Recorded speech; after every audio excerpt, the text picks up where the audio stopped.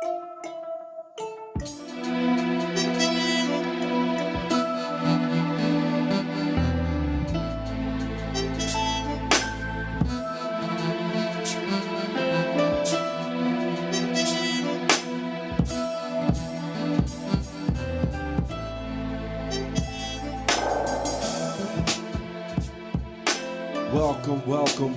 back to What's Bothering Buster, y'all.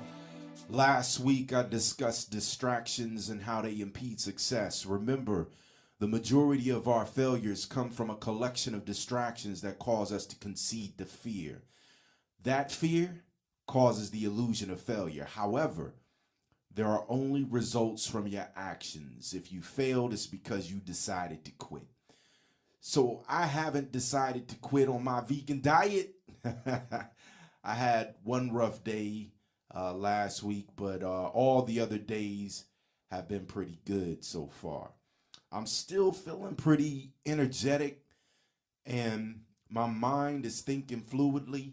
I'm closing the gaps in my thoughts, which is very good. So I think I'm going to add a week and see what happens. So I'm going to add a week to that, and that's going to roll out this week. And I've been considering a pescatarian diet also, but I'll see how adding this additional week goes before I change things up. But if I begin to feel any better, I'm going to see how long I can ride this wagon before I encounter a challenge and then hop off. So my diet commitment is going well. However, this week, I needed a little self-motivation with my community efforts. I've been trying to get people to listen, and I admit it's a challenge. I know it's a grind, but I've been referring myself to my own statement about distraction, which is there are only results from your actions. If you failed, it's because you decided to quit. And I've got to get my own head. You know what? I got to get out of my own head, y'all. I just got to get out of my own head. But I'm here, so I haven't thrown in the towel. So if you haven't subscribed, I invite you to subscribe to my podcast on YouTube. I still have a goal of 100,000 listeners. I know it's going to take me a while, but hey, man, it's still a goal. So if you're hearing this and you haven't subscribed, please don't forget to subscribe to my YouTube page and follow me at Fearless Strategies on Facebook and Instagram, as well as Fearless_Strat on Twitter. And then, as always, I have my own website, which is fearlessstrategies.com. In any case, what's bothering Buster? Man, I'm dragging. I'm on episode 9, and as I said, I'm not seeing my subscribers grow at the pace that I want. So I felt like I needed a little motivation today. So I'm going to motivate myself, and I hope that while I motivate myself, I can motivate you. I know this is going to sound weird, but I'm including myself in the you today. So I'm speaking to myself in third person. So today, I'm in the audience like you. All right, so I wanted to take the opportunity to tell you how great you already are. Let's look past what you have, what you want, what you need, and focus on the greatness of you just being here. See, most of us don't realize that we already hit the lottery of life. Scientists estimate that you were a 1 in 400 trillion chance of existing. 1 in 400 trillion. Now let's put that in perspective. The chance of becoming president of the U.S. is 1 in 300 million. The chance of hitting the lottery is 1 in 175 million. The chance of dying in a plane crash is 1 in 11 million. Being killed by an animal or an insect in America is 1 in 1.4 million. Or the chance of being struck by lightning is 1 in 700,000. That means you're one out of maybe 9 Ohio State stadiums being filled up. 1 in 700,000 of being struck by lightning. But you are 1 in 400 trillion. You have less of a chance to exist on earth than to become the president, win the lottery, die in a plane crash, be killed by a wild animal, or get struck by lightning. You see, you already great. Whether your flagella was crooked or it limped to a square-shaped ovum, you are here. I got jokes, right? But essentially, you were born winning. You won that race, the biggest race of all, existence. So now you're here, existing in this fast-paced world, already having a winning spirit. You immediately know how to win because you've done it already. You're already great. But you can't stop there, right? Winning means you're willing to go longer. So you're equipped with the necessary tools to survive. If you hear my voice, then you have used your tools well, which means you are still winning. Check this. Please understand that the spirit, the will to win, and the will to excel are the things that endure. These qualities are so much more important than the events that occur. That's a quote by the great Vince Lombardi. And in that statement, ultimately the events are tests for the tools that you have. If you survived, then you won. And now you are more prepared to handle the same challenge more effectively and efficiently. I told y'all I like Ralph Waldo Emerson, right? So Ralph Waldo Emerson said, win as if you were used to it. Lose as if you enjoyed it for a change. Wee! That's deep, right? If you are busy measuring your survival against someone else, remember, you're both living, which means you still have an opportunity to fight for more wins for yourself. Like I said, you're already great. Remember, failure is an illusion. There are only results from your actions. If you fail, it's because you decided to quit. Once you throw in the towel, that's when the mind concedes to failure. But oh, the power of choice. Oh, y'all like my oh? It's in my gospel voice, I guess. But you get to decide whether you continue to press forward or whether you've had enough. Choice empowers you to think like a king or a slave. Whatever choice you choose, the mind will allow it to be your truth. I like a quote by Richard Bach that says, we design our lives through the power of choices. I believe that choice is a superhero power that we don't realize we have. It's like a gift of direction. For my Bible buddies, the book of Joshua makes a powerful choice, which you hear so many people quote. And it goes a little something like, choose you this day who you will serve. And as for me and my house, we will serve the Lord. But whatever you're choosing, you get the power of choice. You get to choose the direction of your circumstances. You can agree with where you are, or you can go in a different direction. The bottom line is you get to choose. You get to make the decision, right? But peep this. Tony Robbins said, a real decision is measured by the fact that you have to take a new action. If there is no action, you haven't truly decided. Listen, if you make a choice to win, you have to take action. You already fought through 400 trillion obstacles to exist. You're already great, right? Are you asking yourself that question, or are you making a statement? Hopefully, you've already decided that you're making a statement, because it is in your moment of decision that your destiny is shaped. I bet Tony Robbins on that one too, y'all. My bad. I try to make it sound like me. But I also liked Zig Ziglar. And he said, you are in the fight because you were born to win. But remember, to be a winner, you must plan to win, prepare to win, and expect to win. Plan, prepare, and expect to win. Yes, indeed. All right, y'all. So every once in a while, I need to reboot my positive energy, so I positive talk myself into pushing forward. Winning is not easy, and that's just being real. Um, it's not easy, and too many bumps in the road can cause us to veer off course. So every once in a while, reestablishing focus is necessary to reconnect with the understanding that I already have many wins under my belt. 400 trillion. I can't get over that. But even so, I work hard to maintain the understanding that winning is necessary for survival, right? Okay.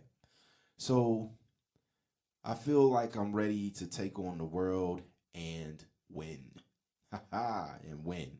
So come on, world. Okay. Okay, maybe not the world, but I'll settle for a little understanding about our political structure at least. Man, it's effed up.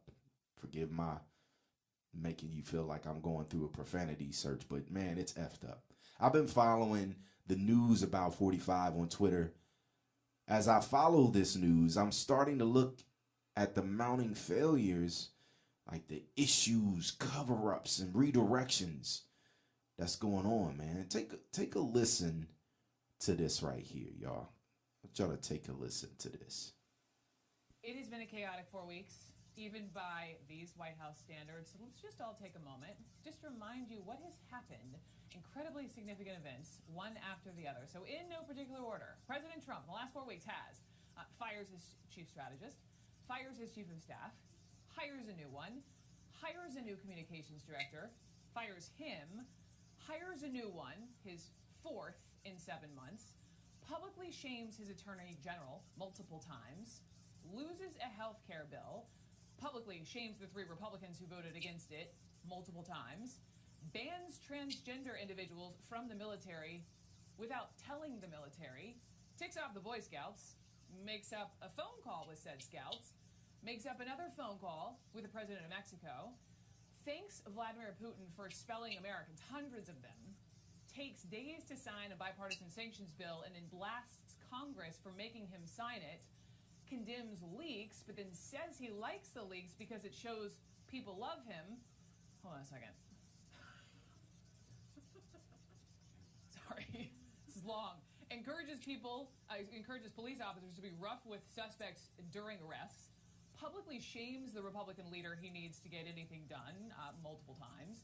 Embraces an unpassable immigration plan that sparks a debate about the Statue of Liberty and the definition of cosmopolitan. He threatens North Korea with nuclear war, tells Guam it'll help tourism. Then his own chief strategist calls his bluff and says, nah, there's no military option in North Korea. Threatens Venezuela with a military option. After a Nazi rally in which someone was murdered, the president blames both sides. After the backlash, cleans it up, denounces those white supremacists, but then hours later, erases all of it and makes everything worse by again blaming both sides, saying there were fine people there. No, they weren't. They were Nazis. Suggests there's no difference between George Washington and Robert E. Lee. Publicly shames CEOs who abandon him, then loses 2 of his entire jobs councils after execs jump ship. Considers a pardon for, of all people, Sheriff Joe Arpaio, all the while he's facing these accusations of racism. By the way, plugs his winery in Virginia when asked if he will, as president, visit Charlottesville. Tells the world to study a lie during a terror attack, and gets condemnations from Democrats, Republicans, former presidents, world leaders, allies, his own staff, and the Pope. And still has no regrets. His Manufacturing Council and Economic Advisory Council collapsed after several CEOs resigned from it. The Palm Beach Chamber of Commerce suggested to nonprofits that they check their mission statements before they continue to do business with 45. Investors are now afraid. Zuckerberg, Facebook CEO, condemns hate groups after Trump's remarks. Then Tim Cook, the CEO of Apple, rejects Trump's remarks in a letter to his employees. And then not only that, several events at his Mar-a-Lago club have been canceled. I thought I was having a rough week. And I'm sure Trump is going through his positive pep talk of his own. But all these issues begin to make me think of a few things. One, there are so many issues that we lose track of things that were once important to follow. For example, the Russian collusion investigation. Two, how do you fire the president of the United States? I know, right? I know, man. For those who are Trump advocates, man, y'all gonna be like, man, what this dude talking about? And then three, what domino effects are occurring during this political negligence? Couldn't get negligence out. But as we react to different issues that have surfaced under 45's administration, one thing that always concerns me is what is being done under the surface of our attention. As of last week, 45 has signed 43 bills into law under his regime. And a few highlights of those bills were a reversal on educational accountability. Another one was a reversal of definitions and requirements for states and higher education institutions to develop ways to assess teacher preparation. It's the educational stuff, right? Another one was a reversal of keeping guns out of the hands of some severely mentally ill people. Severely mentally ill people. And then I'm not going to hate on him, man. Not all of it should be one-sided in regards to what he signed. He did sign a good one promoting women in entrepreneurship. But these are the laws. But then you also have executive orders. But you get my point, right? Y'all get my point. But in any case, many things are happening. And as the new big story develops, things quietly transpire, be it good or bad, that we lose sight of because our attention is distracted by some new headline. In episode 8, I discussed distractions being a hurdle to success. Well, right now, many of us are distracted by what's going to happen next, and the root of that distraction isn't 45. It's our addiction to media. Oh, goodness. Did I just say that? Yeah, it is. In many of the conversations that I'm having, the term "what next" almost always finds its way into the discussion. You know, we're waiting on the media to feed us the most current 45 mishap instead of being focused on our main thing. And I agree, it's important to stay informed, but not at the detriment of your focus. So there's a growing list of things that are concerning about 45's work performance, right? Just think, I didn't even include South Korea or his strained relationship with other countries. But as I begin to analyze his performance, I realized this dude would have fired himself at this point. So I started researching, how do you fire the president of the United States? Well, Politics 100 said that the president must be impeached. However, according to some research that I found on Independent, 2 law students have claimed the possibility for Congress to remove 45 from office without impeaching him due to a little-known clause in the Constitution. And the 2 students are Samuel Breitbart and Vinay Nayak. They found that under Section 4 of the 25th Amendment allows Congress to form its own body to evaluate the president's fitness for office. If he's deemed unfit, he could be removed without even being impeached. I encourage you to research their argument. I found it intriguing to say the least. But why is that important, Buster? I'm glad you asked. Well, no U.S. president has ever been successfully impeached as a process to remove the president from office.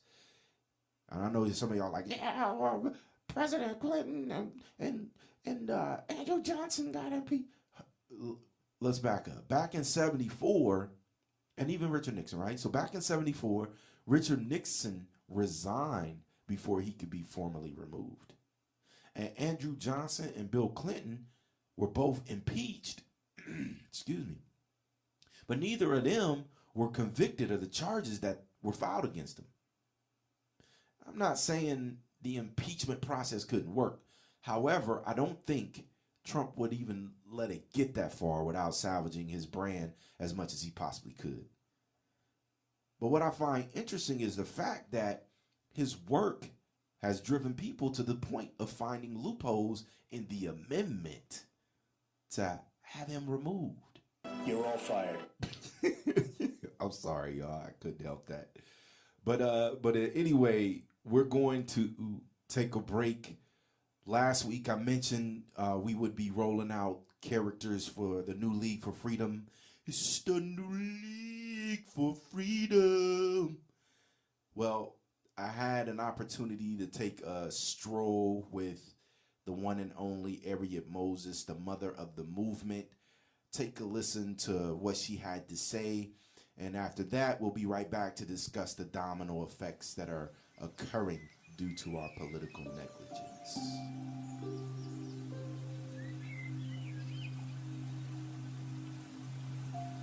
I am Harriet Moses, mother of freedom and equality.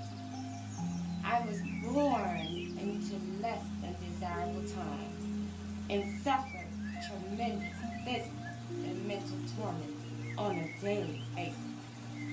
After being bludgeoned in the head for not helping an overseer, I decided that this life was not for me. It was not for any human being for that matter. My mental strength and resilience would and will not allow me to live in these conditions. I simply cannot and will not endure the unjust acts of evil. No sooner than I took a taste of freedom, the feeling of being supernatural began. The sensation of conquering the impossible, bringing my head down. But I was not satisfied. Something was amiss. As I began dreaming of others feeling the same joy from freedom, I knew what I was called to do. I traveled near and far through deadly swamps and long dark tunnels to free others. The fire that burned inside of me is just one reason the Council of Connect has tapped me to grace this powerful team known as the New League for Freedom. The Council has blessed me to continue my track. Much like a world's wind, I have been granted the gift to transport myself and others in effort to defeat injustices. Clever, right? Well, just wait until I'm standing there very strong in front of you, and before you can exhale, I am no longer there. That's correct. Right before your eyes, poof. Along with these supernatural abilities, there is a revolutionary strength within me that will fight against as many unjust practices that is placed before me. This here land, I know like the back of my hand. Oh, and time? Well, time gives me no restraint. It was my job yesterday, and it is today, to make sure you feel as free as me. And I reckon I'm going to do what I have to do to make sure you have a taste of freedom, like me.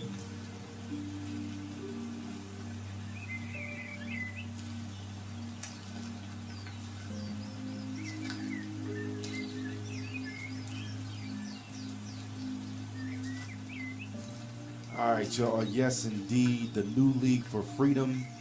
Historic freedom fighters turned into superheroes to rewrite the wrongs throughout history. That's Harriet Moses, y'all. You can support her movement at fearlessstrategies.com by buying her shirt. So, I left off at how do you fire the President of the United States? The thought of that has generated so many concerns about the risks that are accumulating based on negligence. Not just the negligence of 45, but the negligence of the U.S. people. You know, I can't say that I was shocked about the outcome of the election. I actually had a conversation with my man, John Bryant, my brother, where we both agreed that 45 would win the office of Commander-in-Chief. And that wasn't because he was the most fit candidate, but because he made race a political issue. Now, as Malcolm would say, the chickens came home to roost. Meaning he brewed an environment of racial indifference, which is now rekindling a climate of hate. Which leads me to our third point. What domino effects are occurring due to our political negligence? I watched many political battles on Facebook where I saw friends cut off friends because of differences in political views. I literally saw Christian brothers who had stood for the same thing in friendships from that toxic culture. I was in awe because I firmly believe that a political view should not supersede your love for another person. Sure, we disagree on many things, but we've allowed politics to divide love. I watch the news and I see hate groups pushing their agendas with no fear. I see people dying for causes to preserve the integrity of America. I see people killing to, quote unquote, make America great again. What's truly scary is there are a generation of children watching our adult behavior and ingraining these patterns of behavior in their morals. Ouch. The domino effect has many hidden repercussions. Things that are bubbling beneath the surface, waiting for, waiting just to manifest itself and attack our well-being. And as I say this, the polar opposite is happening as well. There are people who are researching and reevaluating our current political system. There are many people who are uniting and fighting for the human race as a whole. There are people who are showing love for their brothers and sisters' cause. The cup is half empty or half full, depending on the mindset. I want y'all to check this out, man. This is Charlie Chaplin, and I really, really like this, man, so I wanted to share this with y'all today, too. I'm sorry, but I don't want to be an emperor. That's not my business. I don't want to rule or conquer anyone. I should like to help everyone if possible. Jew, Gentile, black man, white. We all want to help one another. Human beings are like that. We want to live by each other's happiness, not by each other's misery. We don't want to hate and despise one another. In this world, there's room for everyone, and the good earth is rich and can provide for everyone. The way of life can be free and beautiful, but we have lost the way. Greed has poisoned men's souls, has barricaded the world with hate, has goose-stepped us into misery and bloodshed. We have developed speed, but we have shut ourselves in. Machinery that gives abundance has left us in want. Our knowledge has made us cynical, our cleverness hard and unkind. We think too much and feel too little. More than machinery, we need humanity.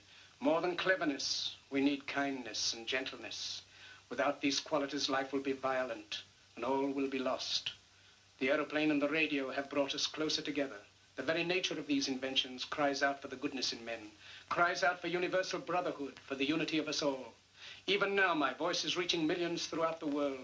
Millions of despairing men, women, and little children. Victims of a system that makes men torture and imprison innocent people. To those who can hear me, I say, do not despair. The misery that is now upon us is but the passing of greed, the bitterness of men who fear the way of human progress. The hate of men will pass, and dictators die. And the power they took from the people will return to the people. And so long as men die, liberty will never perish. Soldiers, don't give yourselves to brutes. Men who despise you, enslave you, who regiment your lives, tell you what to do, what to think, and what to feel, who drill you, diet you, treat you like cattle, use you as cannon fodder. Don't give yourselves to these unnatural men, machine men with machine minds and machine hearts. You are not machines. You are not cattle. You are men. You have the love of humanity in your hearts. You don't hate. Only the unloved hate. The unloved and the unnatural. Soldiers, don't fight for slavery. Fight for liberty. In the 17th chapter of St. Luke it is written, the kingdom of God is within man. Not one man nor a group of men, but in all men, in you. You, the people, have the power. The power to create machines. The power to create happiness. You, the people, have the power to make this life free and beautiful. To make this life a wonderful adventure. Then in the name of democracy, let us use that power. Let us all unite. Let us fight for a new world. A decent world that will give men a chance to work, that will give youth a future and old age a security. By the promise of these things, brutes have risen to power, but they lie. They do not fulfill that promise. They never will. Dictators free themselves, but they enslave the people. Now let us fight to fulfill that promise. Let us fight to free the world, to do away with national barriers, to do away with greed, with hate and intolerance. Let us fight for a world of reason, a world where science and progress will lead to all men's happiness. Soldiers, in the name of democracy, let us all unite! So, I needed a little motivation today. Hopefully, in the process, you were motivated as well. I don't usually mix motivation with politics, but I found myself motivated and encouraged to continue with the New League for Freedom project based on the growing social issues that we see developing. I realized that I can do something, whether it's impacting a few or impacting many, I can do something. This is my approach. This is my approach. Where I'm at right now is my approach. Some may like it, some may not. If you do, then somebody else may like it too. But pass it on, man. Support however you support, by purchasing, sharing, and subscribing.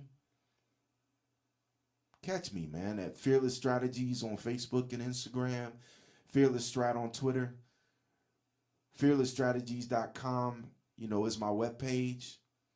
And then on October the 21st, there'll be a live symposium discussing the economic support of African-American businesses in our community. So I have a few friends of mine out, and we'll talk a little bit about that. And as I continue on my journey to support Black businesses myself, I want to send a shout out to Tony Parham. He's been working on a project titled Hidden Gems, which is coming directly from the Primitive Sound Lab, which he works to bring you quality sound and entertainment. He also scored the New League for Freedom commercial that you hear that's played on the podcast. And then also, man, I've worked with Tony on other projects, man, like my Christian music project, which was called Sword, the Parable of Talents. But anyway, the Primitive Sound Lab is going to take us out today. I hope all is well. Hey, I hope y'all were motivated today. I was hoping that just catching some of those little things in there, man, might be good for you. But in any case, turn me up in your headphones. Peace, my people.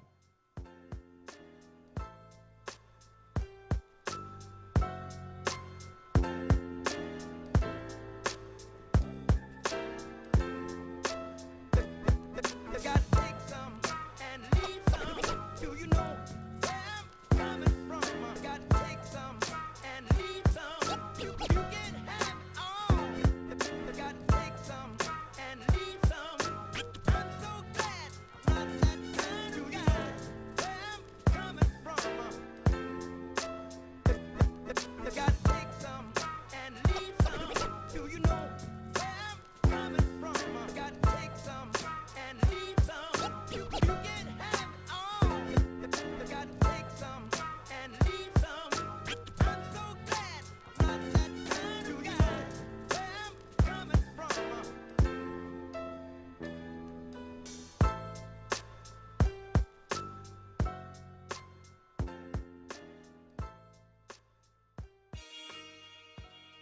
And so I believe that that education process must be a process of two steps: inspiration and information. So I seriously give information, but black people are people of rhythm and spirit, so I also give inspiration.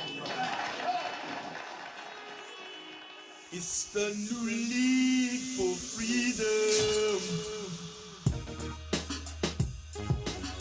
If you're going to talk about a revolutionary situation, you have to have people who are physically able to wage revolution, who are physically able to organize and physically able to do all that is done. And we have come here because we share a common concern for the moral health of our nation. We have come because our eyes have seen through the superficial glory and glitter of our society and observed the coming of judgment. But we have come. Our suffering has been too long. Our sacrifice has been too great. And our human dignity is too strong for us to be proven any longer. It is a fact that we will get change. We will transform the society. Anytime you beg another man to set you free, you will never be free. Freedom is something that you have to do for yourself.